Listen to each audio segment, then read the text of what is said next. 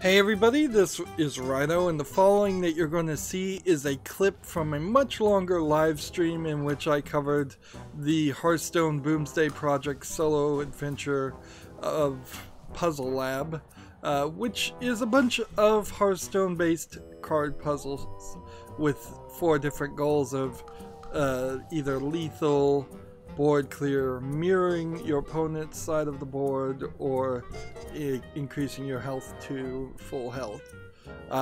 With the exception of the last handful of puzzles in the final tiers, I found most of these puzzles super simple, and because of that, I really don't feel like you're going to be very satisfied if you have to look up the solution, or if you do look up the solution without at least giving it a good 20 minutes to an hour.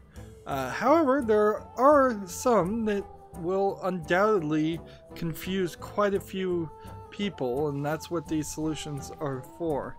Now, because this is a clip, it's just going to clip into the solution. You may not understand what I'm saying. I may get cut off, and that is fine. Remember, once you know the solution, you can't unknow the solution. So consider that before you watch too. And finally, I would ask that you like this video and subscribe to my channel. And when you subscribe to my channel, make sure you click the notification bell. Thank you. Here's the clip. So there's not a real multiple solutions. Seems like there's only 9 of these. Some minions can attack right away, quick and painful. Right. So if we do this and this and that. All right. And see, these puzzles are the kind of things that needed to be taught to players. So that was the solution to that puzzle. I'd like to take a moment to just share my general thoughts of the puzzles in general. For the most part, I found like lethal puzzles were the most difficult on average, but it's not really difficult to get up to the 4th tier on any of the puzzles. As you can see, I have now done everything and earned the card back, which is a pretty pathetic reward. But it's probably better to do that than what they did in the Knights of the Frozen Throne expansion, which was where you had to defeat the Lich King with all 9 of the character classes to, I believe, get the Lich King card. I think that's what you got. Maybe you just got a card back for that too. And these puzzles were certainly a lot easier and took less time than that did. Of course, this puzzle element is totally new to Hearthstone, and it's made me really think about how I'd be presenting this in the future. One thing I definitely do, and it's pretty much the most obvious thing, is I would separate the game audio out with the live stream audio on my microphone. That way I can have long live streams where the audio is available, but I can also have footage where it's just the Hearthstone sound effects and music playing, and then it would make these clips look a lot better and make a lot more sense, because undoubtedly, at least in some of these clips, I'll be halfway through a sentence and people won't hear what I'm saying or understand what I'm saying. I felt like the mirror cards puzzles were sort of underused. I kind of would like to look at the numbers, but they don't really show it, so it's very possible that the first tier of Lethal had 7 puzzles and the first tier of Lethal of Mirror had like 5 puzzles, because they don't make that super obvious. The thing this expansion really needs is a submenu, so you can click on one of these groups and then pick a puzzle that you want to go back and play. At the moment, if you want to go back and play anything, you would just have to start from the beginning and cycle through it again, which is frustrating. Certainly, it's just a lack of replayability. There was a super hard 999 damage full Northshire puzzle puzzle for the final lethal spell, and then there was a rather hard couple of final tier board clear puzzles that in total I spent probably 15 hours on just those 3 puzzles of 35 hours of streaming. And of course, when I was streaming, I was also in the middle of insomnia, so I wasn't really sleeping that well, and I was streaming while I was half asleep, and that's certainly not a great way to try and do puzzles. But also, it's kind of hard to pre-record that footage when it was brand new, as certainly streaming was the right way to go for my channel. I got lots and lots of subscriptions and views for it.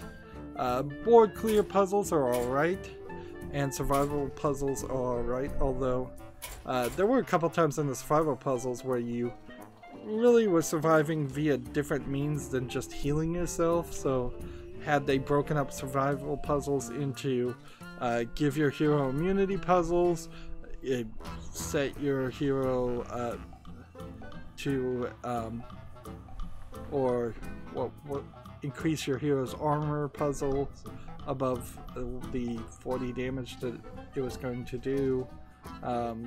There was, I think, one other way that some of the puzzles had you do other things other than increase your health. There's about 4 or 5 different types of puzzles they're putting under survival,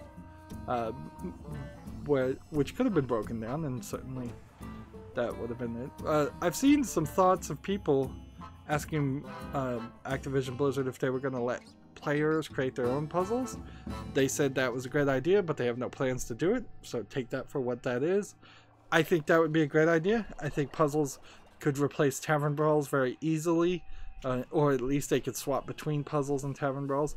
I kind of hope there isn't a daily quest that shows up where you have to do 5 puzzles to get 50 gold, because that would be annoying, particularly for people who have already finished it. Survival puzzles were fine, and board clear puzzles were a little hard, and mirror puzzles were fine. I think lethal really stood at least a couple steps higher than in difficulty on average than any of the other puzzles. But there's also problems with a lot of the puzzles that were given in this expansion. They just didn't do a good job, in my opinion, of using cards that already existed. There's a bunch of cards from previous Solo Adventures expansions that have never been used in regular gameplay. They didn't bring any of those back. There's a lot of heroes that could have come back from the old Solo Adventures too. There's a bunch of cards that are wild that they really didn't play too much with any of those, and they really didn't play with the cards that are standard either. Instead, they introduced some cards that just don't exist in regular gameplay. So even if you solve a puzzle using a card, if the card doesn't exist, you've not learned anything, and that inherently gets to the problem with this puzzle systems. Unless Hearthstone decides to separate itself and redefine itself as this puzzle card game and ranked collectible card game in equal parts, these puzzles don't feel like playing Hearthstone. They don't feel like playing ranked, they don't feel like playing arena, they don't feel like doing a tavern brawl. Maybe some of the tavern brawls might feel a little bit like that. They also didn't feel like they really taught you too much as far as gameplay mechanics that people might be overlooking. Of course, I'm so far into this game, I've been playing it for so long, maybe it does teach some basic things that I'm just overlooking. But yeah, there's definitely some weirdness on the puzzles that they did make and how they made it. It seems like they just kind of had never thought about this, and this was the last second idea to do this expansion. Which is weird, because this expansion came way too early and has really messed up my schedule and overcommitted me to doing a lot more work, editing out so much of the footage down into just short, often less than a minute clips of the success successes, whereas Hearthstone in general is the game that I can rely on to not force me to do any editing or any extra work. Well, that's it where I'm gonna wrap up with this ideas.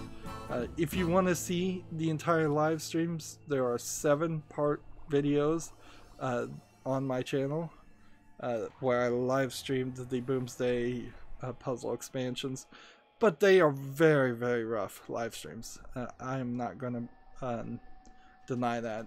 There are many times, particularly at the end, where I spend 3 or 4 hours just banging my head against puzzles and don't find the solution, to the point where I actually had to look up the solution for the last 3 myself. These clip videos, I plan to release them every day, and because they're going to cause so much extra work, they're going to eventually, after Halloween, after October, Halloween month, they're going to replace a time slot on my channel. I'm just not going to play a game, or I'll probably play a game, but I'm not going to air that game until later. This entire year has been a year that's been terrible for all YouTubers, and it's sucked a lot of the energy out of the room for YouTubers and creators, me included. One of the major things that did that is them changing and moving the goalpost and kicking me out of the YouTube partner program, so I can't even earn the pennies on ad revenue I used to make.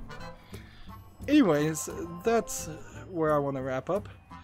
I end all my episodes the same way. I ask you to like this video, I ask you to share it with your friends, I ask you to comment, I ask you to watch every second of all my videos, because that tells YouTube's algorithm that my videos are worth watching.